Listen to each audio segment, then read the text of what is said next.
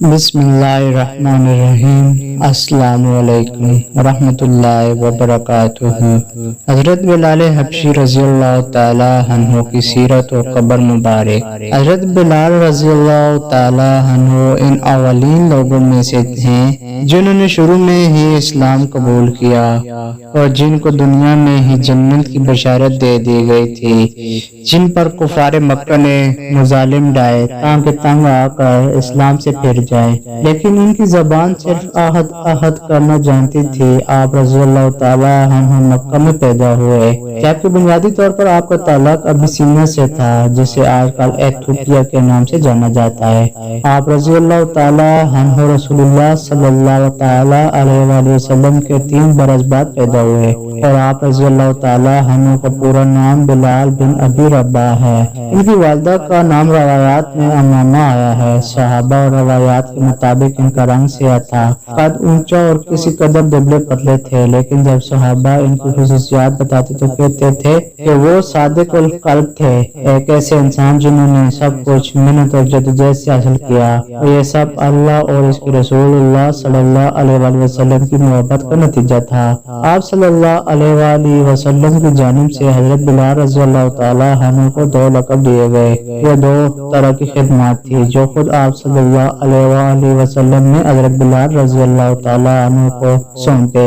ایک الحسن یعنی حضرت بلال رضی اللہ تعالی عنہ آپ صلی اللہ علیہ وآلہ وسلم کے ذاتی خزانچی تھے، اور دوسرا لقب جو آپ رضی اللہ تعالی عنہ کا ہے وہ مؤذن یعنی مؤذن رسول اللہ صلی اللہ علیہ وسلم ہے، جو کہ سب بخوبی جانتے ہیں۔ ایک حدیث میں رسول اللہ صلی اللہ علیہ وآلہ وسلم نے حضرت بلال رضی اللہ تعالی عنہ کو تمام مؤذنوں کا سردار کہا، تو دنیا میں قیامت تک جہاں بھی اذان دی جائے گی، حضرت بلال رضی اللہ تعالی عنہ ان تمام مؤذنوں کے سردار ہیں۔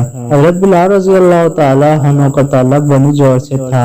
ان کی والدہ ایک غلام تھی جن کو امیہ بن خلف نے خریدا تھا۔ امیہ بن خلف اسلام کا سخت دشمن تھا اور حضرت بلال رضی اللہ تعالی عنہ پر طرح طرح کے مظالم ڈالتا تھا تاکہ وہ اسلام سے پھر جائیں۔ عرب کی تپتی دوپہر میں ان کو گرم ریت پر لٹا دیا جاتا تھا اور ان کے سینے پر ایک وزنی چٹان رکھ دی جاتی تھی اور ان سے کہا جاتا تھا کہ اسلام چھوڑ دو، لیکن ان کی زبان صرف آہد نکلتا تھا۔ یہی امیہ بن خلف غزوہ بدر میں قیدی بن کر آیا تھا اور حضرت بلال رضی اللہ تعالی عنہ کے ہاتھوں قتل ہوا۔ قتل کے وقت حضرت بلال رضی اللہ تعالی عنہ کی زبان پر آہد تھا۔ رسول اللہ صلی اللہ علیہ وآلہ وسلم ان تمام مظالم سے آگاہ تھے۔ آپ صلی اللہ علیہ وآلہ وسلم نے صحابہ کو فرمایا، کیا کوئی ایسا نہیں جو بلال کو خرید کر آزاد کر دے؟ حضرت ابو بکر امیہ بن خلف کے پاس گئے اور ان سے پوچھا کہ بلال کو کتنے میں بیچو گے؟ اس نے سونے کے 10 سکوں کا مطالبہ کیا۔ حضرت ابو بکر رضی اللہ تعالی عنہ گھر گئے اور سونے کے 10 سکے لے کر امیہ کو دیے، جن پر امیہ ہنس پڑا اور کہنے لگا، خدا کی قسم، اگر آج تم ضد کرتے تو میں بلال کو سونے کے 1 سکے کے بدلے فروخت کر دیتا۔ حضرت ابو بکر رضی اللہ تعالی عنہ نے فرمایا، اگر آج تم ضد کرتے اور مجھ سے بلال کے بدلے سونے کے 100 سکے بھی مانگتی تو میں وہ دے کر ابھی بلال کو آزاد کر دیتا۔ حضرت بلال رضی اللہ تعالی عنہ کو آزاد کرنے کے بعد حضرت ابو بکر رضی اللہ تعالی عنہ کہتے تھے، بلال میرے آقا ہیں۔ رسول اللہ صلی اللہ علیہ وآلہ وسلم کی ہر مہم، ہر غزوہ میں حضرت بلال رضی اللہ تعالی عنہ آپ صلی اللہ علیہ وآلہ وسلم کے ساتھ رہے۔ آپ رضی اللہ تعالی عنہ ان 7 صحابہ میں سے ہیں جنہوں نے اپنے اسلام کا اعلان کیا۔ حضرت بلال رضی اللہ تعالی عنہ ہمیشہ بات کرتے ہوئے یہی کہتے کہ رسول اللہ صلی اللہ علیہ وآلہ وسلم نے یہ فرمایا، رسول اللہ صلی اللہ علیہ وآلہ وسلم نے وہ فرمایا۔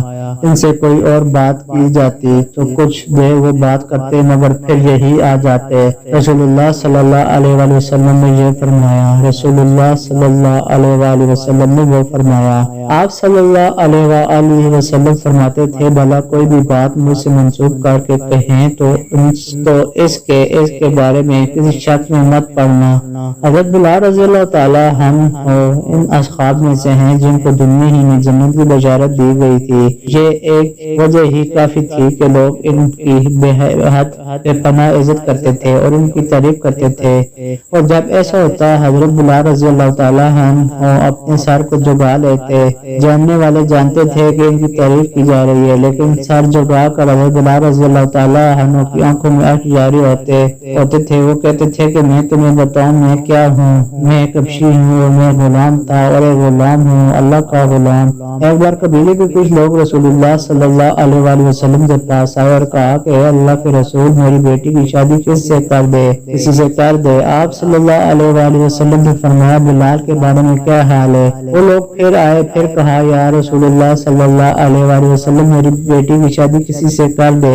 آپ صلی اللہ علیہ وآلہ وسلم نے فرمایا بلال کے بارے میں کیا حال ہے؟ وہ لوگ تیسری بار پھر آئے اور پھر یہی کہا۔ آپ صلی اللہ علیہ وآلہ وسلم نے پھر جواب دیا کہ بلال کے بارے میں کیا حال ہے، جو کہ جنتی ہے۔ ایک حدیث میں ہے کہ جنت حضرت بلال رضی اللہ تعالیٰ عنہ کا انتظار کرتی ہے، اور ایک مسلمان کی حیثیت سے ہم جنت کا انتظار کرتے ہیں، جبکہ جنت خود حضرت بلال رضی اللہ تعالیٰ عنہ کا انتظار کرتی ہے۔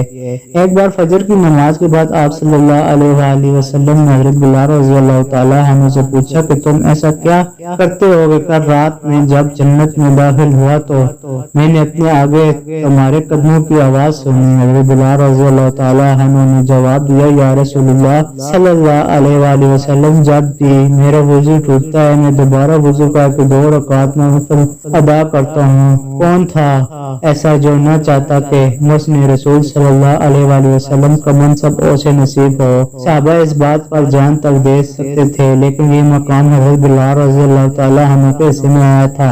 نہ صرف یہ کہ بلکہ فتح مکہ کو یاد کرے جب بڑے بڑے مرتبے والے صحابہ کرام موجود تھے، اور ایک طرف خانہ کعبہ تھا جو مسلمانوں اور مشرکین مکہ دونوں کے لیے سب سے معتبر تھا اور محترم تھا۔ لیکن جب رسول اللہ صلی اللہ علیہ وآلہ وسلم نے مکہ کی چھت پر جا کر اذان دینے کے لیے بلایا تو کسی اور کو نہیں بلکہ حضرت بلال رضی اللہ تعالیٰ عنہ کو کہا، ورنہ وہاں وہ 10 صحابہ کرام موجود تھے جن کو دنیا میں جنت کی بشارت مل گئی تھی۔ وہ اصحاب موجود تھے جو بدر میں آپ صلی اللہ علیہ وآلہ وسلم کے ساتھ شریک ہوئے۔ وہ 4 خلفائے راشدین موجود تھے جن میں سے 2 آپ صلی اللہ علیہ وآلہ وسلم کے داماد اور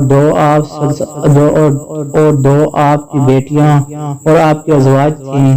لیکن یہ مقام اللہ نے حضرت بلال رضی اللہ تعالیٰ عنہ کے لیے رکھا تھا۔ ایک صحابی نے ایک بار حضرت بلال رضی اللہ تعالیٰ عنہ کو ایک حبشی عورت کا بیٹا کہہ کر بلایا جو حضرت بلال رضی اللہ تعالیٰ عنہ کو گراں گزرا۔ آپ رضی اللہ تعالیٰ عنہ رسول اللہ صلی اللہ علیہ وآلہ وسلم کے پاس آئے اور ساری بات بتائی۔ آپ صلی اللہ علیہ وآلہ وسلم نے ان صحابی سے فرمایا کہ تمہارے اندر اب تک زمانہ جاہلیت کی باتیں موجود ہیں۔ آپ صلی اللہ علیہ وآلہ وسلم نے فرمایا میں جتنا ایک سفید عورت کا بیٹا ہوں اتنا ہی ایک کالی عورت کا بیٹا بھی ہوں۔ حضرت علیمہ سعدیہ اذان دیتے وقت جب اشہد ان محمد رسول اللہ صلی اللہ علیہ وآلہ وسلم پر آتے تو آپ صلی اللہ علیہ وآلہ وسلم گھر سے نکل کر مسجد کی طرف آتے تھے۔ پھر جب علالت کا وقت آیا اور آپ صلی اللہ علیہ وآلہ وسلم سے امامت کے لیے آیا نہ جا سکا تو حضرت بلال رضی اللہ تعالیٰ عنہ خود آپ صلی اللہ علیہ وآلہ وسلم کو بلانے جاتے، کبھی آپ صلی اللہ علیہ وآلہ وسلم خود آتے، کبھی کسی نے سہارا دیا ہوتا۔ یہ دیکھ کر حضرت بلال رضی اللہ تعالیٰ عنہ فرماتے کہ کیا یہ دکھ اور غم کے دن ہیں؟ اگر یہ دن ہی دیکھنا تھا تو میری ماں نے مجھے پیدا ہی نہ کیا ہوتا۔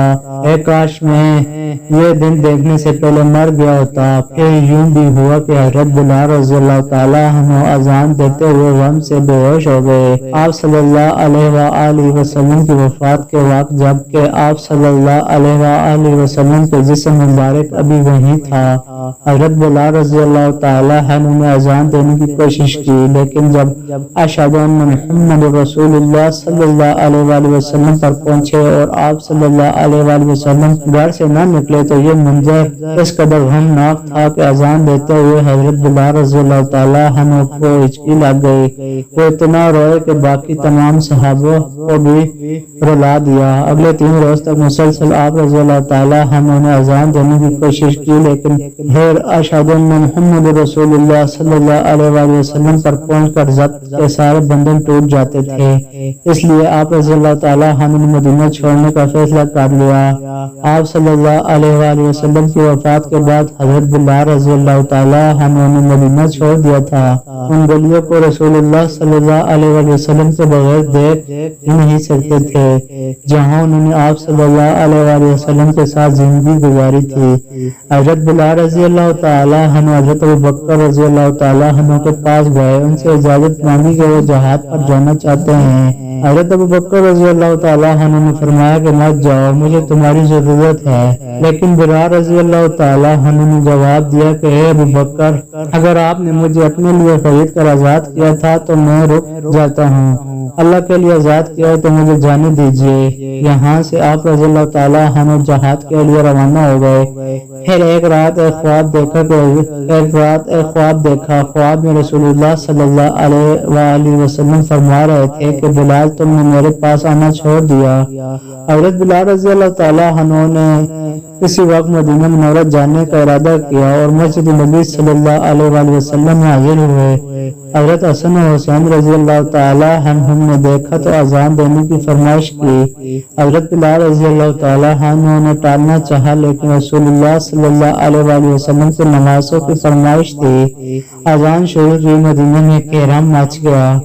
کچھ نے کہا کہ کیا رسول اللہ صلی اللہ علیہ وآلہ وسلم واپس آ گئے؟ لوگ اتنا روئے کہ داڑیاں تر ہو گئیں۔ کہتے ہیں کہ مدینہ کی فضا اس سے زیادہ سوگوار پہلے کبھی نہ ہوئی تھی۔ یہ واقعہ آپ صلی اللہ علیہ وآلہ وسلم کی وفات کے کافی بعد پیش آیا تھا۔ حضرت بلال رضی اللہ تعالیٰ عنہ نے دوبارہ کوشش کی کہ مدینہ میں ہی رہیں، لیکن وہ مدینہ کو آپ صلی اللہ علیہ وآلہ وسلم کے بغیر دیکھنا ہی نہیں چاہتے تھے، اس لیے واپس چلے آئے۔ پھر بیت المقدس فتح ہوا اور وہاں کے لوگوں نے اس شرط پہ شیر کی کنجیاں دینے کی حامی بھری کہ خود حضرت عمر رضی اللہ تعالیٰ عنہ آئیں اور صلح کی شرائط طے کریں۔ یہ تمام بڑے صحابہ موجود تھے۔ جب سب نے حضرت بلال رضی اللہ تعالیٰ عنہ سے دوبارہ اذان کی فرمائش کی، حضرت بلال رضی اللہ تعالیٰ عنہ بمشکل مانے اور اذان دی۔ رسول اللہ صلی اللہ علیہ وآلہ وسلم کی وفات کی یاد تازہ ہو گئی۔ وہ خود بھی روئے اور تمام موجود صحابہ بھی روئے۔ یہ دو ہی بار تھا جب رسول اللہ صلی اللہ علیہ وسلم کے علاوہ کسی اور کے کہنے پر حضرت بلال رضی اللہ تعالیٰ عنہ نے اذان دی۔ اس کے بعد حضرت بلال رضی اللہ تعالیٰ عنہ کی اذان نہ تو فرش والوں نے سنی نہ عرش والوں نے۔ یہ فخر صرف حضرت بلال رضی اللہ تعالیٰ عنہ کو حاصل ہے کہ جنہوں نے خانہ کعبہ میں مسجد نبی صلی اللہ علیہ وسلم میں اور مسجد اقصی میں تینوں جگہ اذان دی، تینوں جگہ توحید کا اعلان کیا۔ حضرت بلال رضی اللہ تعالیٰ عنہ کی وفات کے وقت جب ان کی بیوی نے یہ کہا کہ کیا غم کا وقت ہے، تو حضرت بلال رضی اللہ تعالیٰ عنہ نے فرمایا نہیں، یہ بہت خوشی کا وقت ہے۔ کل میں رسول اللہ صلی اللہ علیہ وآلہ وسلم سے ملوں گا، اپنے ساتھیوں سے ملوں گا۔ حضرت بلال رضی اللہ تعالیٰ عنہ دمشق میں 20 ہجری میں اس دنیا کو چھوڑ کر اپنے محبوب سے جا ملے۔ ان کی کوئی اولاد نہیں تھی، نہ ہی ان کی کوئی جائیداد تھی۔ اصل میں فخر کے باعث وہ اپنے پیچھے کوئی نہ چھوڑ کر گئے، سوائے اذان کے جو قیامت تک تمام مسلمانوں کو ان کی یاد دلاتی رہے گی۔ آپ رضی اللہ تعالیٰ عنہ نے 20 ہجری میں دنیا فانی کو خیر آباد کہا۔ کم و بیش 60 برس کی عمر پائی، دمشق میں باب صغیر کے قریب مدفون ہوئے۔ ہماری دعا ہے کہ اللہ رب العزت حضرت بلال حبشی رضی اللہ تعالیٰ عنہ کو درجات عالی کو مزید بلند فرمائے اور اپنے شایانی شان جنت الفردوس میں اعلیٰ مقام عطا فرمائے، آمین۔